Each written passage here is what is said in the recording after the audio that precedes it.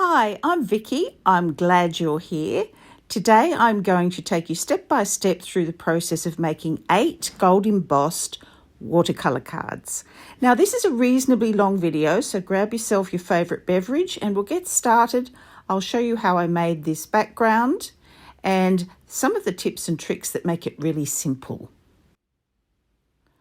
So these are the backgrounds and I've used washi tape to attach this to the back of my watercolour pad. I've got a large A2 size pad that I'm using for this, so don't throw those back pieces away. They make a great backing piece. I'm using Canson XL watercolour paper. It's very easy to find on Amazon, and I'm creating some grids just using this washi tape. I've made like a window frame shape, and now I'm going to divide that again in both sections. So I end up with 8 rectangles. Now I have some Winsor & Newton Payne's Grey in my palette here, and I have different strengths of colour by adding more or less water. You just need a large brush. Any big brush will do. I'm using a mop brush. And I have a water spray to activate my palette, and I'm just going to put a light spritz over the paper. And my mix is quite watery, but it still has quite a bit of pigment in it as well. And you can see I'm just dabbing this on. I'm not being too particular. Each one of these rectangles is designed to look slightly different to the next. Some have more pigment in them, some have less, so some will be dark, some will be lighter. And it's really quite random how you make these shapes. In fact, the more random, the better. Just make sure you're using a lot of water in your paint mix, but not too much water in your brush. Otherwise, you'll dilute the pigment too much and the rectangles will be too light. But this is kind of a no-fail method. There's not too much you can get wrong here. You want to work fast. You want to work before the paper has a chance to dry out completely. So you don't stop in the middle of this and wander off and do something else. You want to get started on it and get through it very quickly at about the speed I'm working on here. You don't have to be particular with the strokes because it's all gridded off for you. So you can work really quickly. And basically all I'm doing is just getting a little bit of coverage on each of those rectangles. You can see how wet the paint mixture is, but because there's plenty of pigment in it, you will get a nice light grey colour as a result. And I'll show you what this looks like once it's dried. But before it dries, I'm just going to play with it a little bit more and make those backgrounds somewhat more interesting. So this time I'm just dabbing the tip of my brush into some of them. Just dab, you don't need really any paint or water on. That's going to give you this spotty effect once it dries. Very simple. This is a lot of fun. It's a great beginner project, this one. This time you can see I'm running stripes across with my brush. So that's going to give you this stripy effect here. Now I'm striping along the other side of the shape, so I've gone from horizontal stripes to vertical stripes, and now I'm deciding perhaps to do something different with this one here. I'm actually laying down the side of my brush so it has long spotty shapes in it rather than the tip of the brush, and I'm liking the look of this, so I'm going to set that aside to dry. Now this is the piece that I prepared earlier, and I'm taking the washi tape off. And I was disappointed because I actually did tear some of the edges of the paper here. So my tip for you is to heat set this washi tape, run over it with your heat tool, and that will help it lift off. And I'll show you an example of when I did this on the second piece and how much easier it was. So there are a few little bits that lifted up. I was able to cut these away from the cards at the end, so it wasn't too bad. It's ready to go, so I'm just going to cut down these rectangles and cut this into 8 individual pieces. And these are the pieces that I'm going to be making the cards out of today. I'll show you how that other large piece dried. But for now, these are the pieces I'm using for my 8 cards. So I'm going to do some stamping on these. And I purchased this from a company called Zonon, Zonon, and I purchased them on Amazon. And I have 8 stamp sets here and 2 acrylic blocks that came with this set of stamps. And I absolutely love these images. I think they're really lovely. And I'm going to be able to get a lot of use from them. They're quite small size in the sense of they will fill something like a note card size, even a 3 by 3 inch card as well. And some of them I even used to make ATC size cards. Now I'm bringing in the equipment that I'm going to use for the embossing. I have some gold embossing powder from Ranger. I have a powder tool. I have Versamark ink, which is like a sticky clear ink for embossing.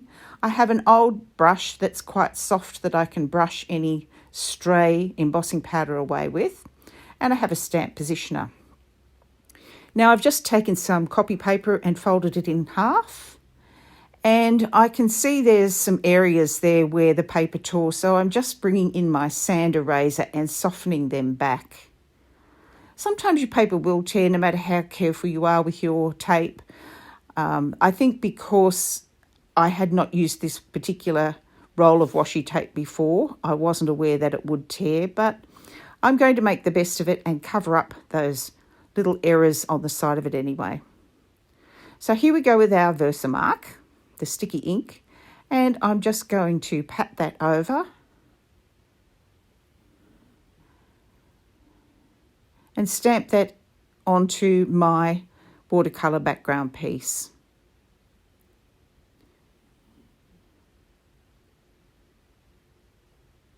Now I'm going to get the gold embossing powder ready. And there's not much to see really because it's a clear ink and you can't really see much of the stamping until the powder goes on. Now you can see the image. And my tip is to give it a flick on the back and just brush any stray bits of powder off. And remember to put the top back on your embossing powder so that it doesn't fly everywhere as soon as you turn that heat gun on. I start by heating up the back first, particularly with watercolour paper like this. This is quite thick watercolour paper. And this also gives the paper a chance to heat up so that you don't risk burning the embossing powder. You can see how quickly this begins to activate and become shiny and gorgeous. So there's our first one done. And I'm going to run through the next 7 of them very quickly because I don't want to make this video too long for you.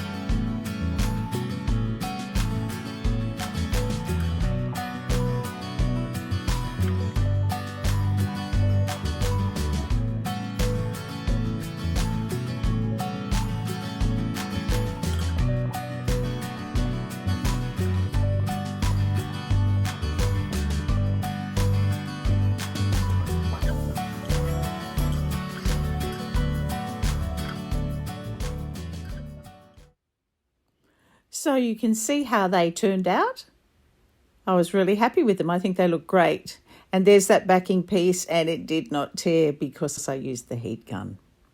So here they are, and I'm going to show you what they look like. So you can see the beautiful gold shine you get against that lovely dark grey background, and how each of them becomes very different, very unique, depending on what sort of background you've made for it.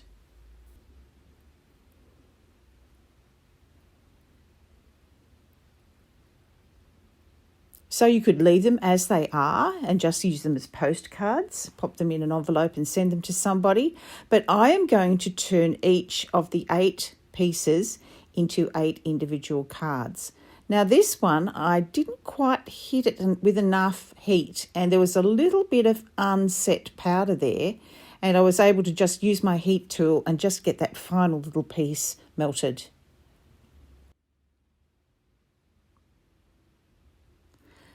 So I have 8 very different techniques for each of these cards and how they can be turned into complete greeting cards. So I'm going to start with the craft note cards and envelopes box. And these note cards, I have made a video of how to make that box and also how to make this wallet. So my plan is to start filling up some more cards in this wallet, and I'm going to use one of these watercolour cards as one of those examples.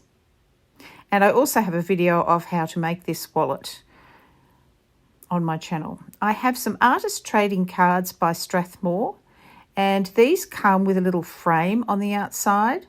The size of the piece needs to be 2.5 inches by 3.5 inches. It has an envelope with a lovely deckled edge, and I'm going to be cutting down one of these pieces to fit exactly inside the back of the card. And I used these for my mushroom illustrations that I did a few weeks back on my channel, which were all ATC size as well. Then I have a 3-inch by 3-inch size envelope, and I used a 6-inch by 3-inch piece of paper, folded it down the middle, used a bone folder, and that gives me a 3 by 3 card with envelope. I also have some white note cards and envelopes from Stampin' Up, and that's going to get me started, and then I'm going to be making tags out of the other remaining cards. So I have a hole punch that I just purchased at the stationery store. I have 3 reels of gold, thin gold ribbon. 2 of them I purchased from the dollar shop, and the other one came from Stampin' Up. So I have all my flowers facing in the right direction, and I have my backing pieces ready to go. And I'm going to choose something that will fit nicely on each of these card shapes. I think this one might be better. It's a little bit taller and skinnier. And I'm just going to trim those edges with my trimmer so that I have a nice edge all the way around and some symmetry on my cards. Now, if you measured your washi tape rather than just, you wouldn't need to do this. But because I just roughly eyeballed it, I knew I was going to trim my cards up anyway when I was finished. Now I'm going to use some foam adhesive tape, which is mounting tape that is great for use with heavy watercolour paper. And all I'm going to do is just run 3 strips across the back. This is great because it doesn't really add to the weight of any postage, and it helps your watercolour layers stay really flat. And it's very easy to use. But before I put it on my card, I want to stamp inside the card. I want to put my greeting in there. So this is where I'm going to show you some greetings. And again, these stamp sets came from Amazon. They came in, I think, a packet of 3 sheets. And they're all greetings, nothing but greetings. I'm using some VersaFine Onyx Black ink, which I love for these fine detail stamps. And just picking out some stamps that I like to use on each of the cards. There's a lot of different greetings, and this one has some teeny tiny little stars. I thought it might be fun to put these stars on because these stars relate to the greeting that I'm putting inside, which is, I think it says, "I thank my lucky stars for you." Now these little acrylic blocks that have grid lines on them are really useful because it helps you keep everything nice and straight. So I'm just going to stamp the greeting with the VersaFine Onyx Black ink. This is great for fine details.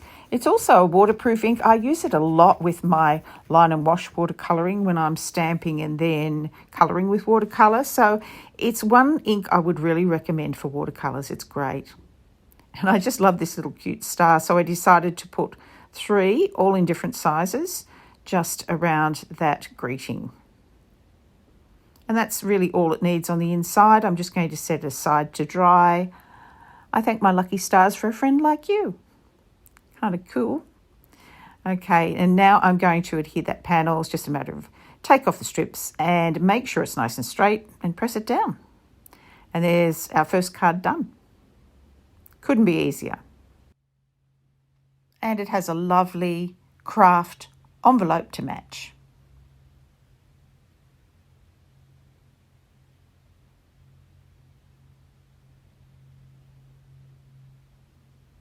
So that's going to go into my note card wallet.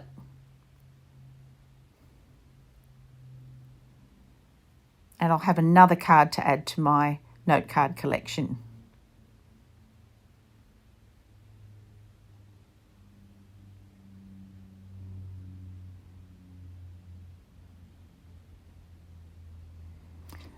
So for the next card, I'm thinking it's kind of a round shape. So this might be ideal for a 3" by 3" card. And it has a little bit of a splodge on the bottom corner.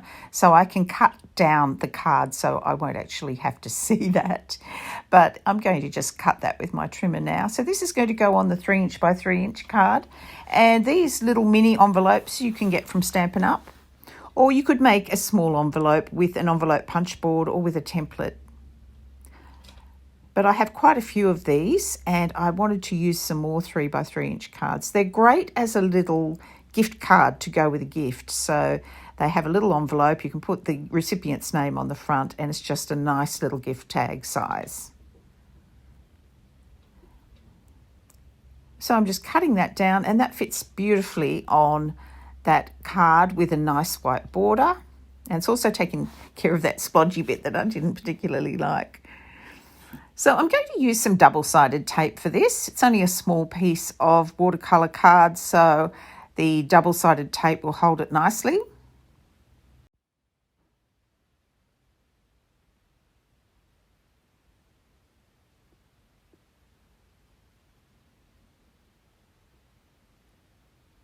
And now I'm going to choose one of these small sentiments to go inside the card. And there's a little line of tiny hearts, so I'm going to add those as well.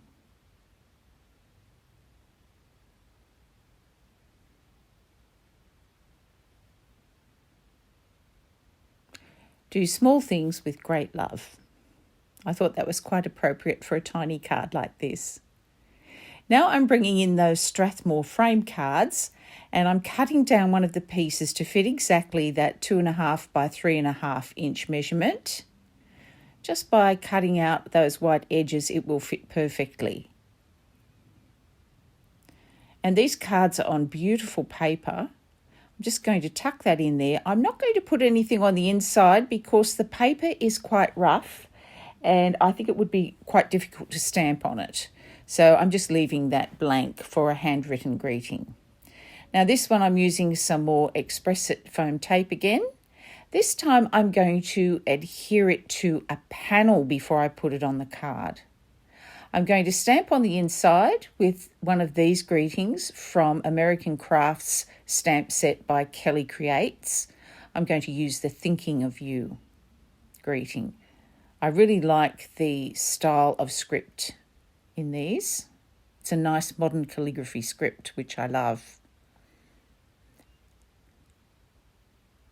And I got some ink on my fingers, so I used a baby wipe to make sure my hands were clean, and then you can use the same baby wipe to clean off your acrylic blocks or a paper towel. Now I'm using a tape runner and I'm really putting lots and lots of tape on the back of this, much more than I would use on a normal card. And I'm going to set it under a weight. And the reason for this is I'm using thick watercolour paper and I really want the tape to adhere to it. Now I'm bringing in those thin gold ribbons. This is one of the ribbons I bought from the dollar store, and I want to give it a nice frayed edge on the end of it. So it's a really fine, it's more like a twine than a ribbon. So you can see I'm tying a knot in the end, and I'm going to cut that down, and I'm going to bring in an awl, or you might call it a pokey tool, and very carefully, without stabbing my fingers, I'm going to fringe this end because I could see it was going to fray anyway. So I thought, well, why not go with it and just make that one of the parts of the tag that is really pretty and interesting. So I have an ultra fine point black Sharpie here, and I'm just going to write to and from on the back in some nice uppercase letters. And then that's my first tag done. Now I'm bringing this card back in from under the weight, and I'm adhering it to those 3 foam strips, and that gives me the other card finished. Now back to the tags. Here is some more dollar shop ribbon. This is a fine ribbon, and it is really quite shiny and pretty. It only cost me a couple of dollars. So this time I'm using some cursive writing on the back for the to and the from. And I'm just going to slip this through in a single layer, and I'm going to tie it in a bow. So the bow's facing the front, and the ribbons I'm just going to curl in the opposite direction with the edge of my scissors so that it doesn't curl up too much. Now I have some Stampin' Up! Gold ribbon. I'm just tying a simple double knot with this. It's really pretty ribbon. I'm just going to leave it as is. Now coming back to this very thin ribbon here, I'm going to tie this in a double knot, and I can see that it's likely to fray. So I'm going to put a knot at the top of each piece that I've cut, just to stop that from fraying, and cut down the edges, just to keep it tidy. So there are the 4 tags done. And now I'm going to bring in the 4 cards that I made as well. So I have quite a few watercolour tutorials on my channel, particularly for people who are stampers. I use a lot of stamps for my watercolour pieces, and I have some reviews about which watercolour paints you could try, brushes, paper types, all the rest, in a playlist on my channel called Watercolour Painting. So here is the final card, and there are your 8 pieces done. Thank you so much for joining me today. I really appreciate that. If you enjoyed this video, you might give me a like, perhaps leave some love in the comments. It really helps my channel, guys, and it helps me keep making these videos for you. Thank you so much. Have a wonderfully creative day, and I'll see you again next time. Bye for now.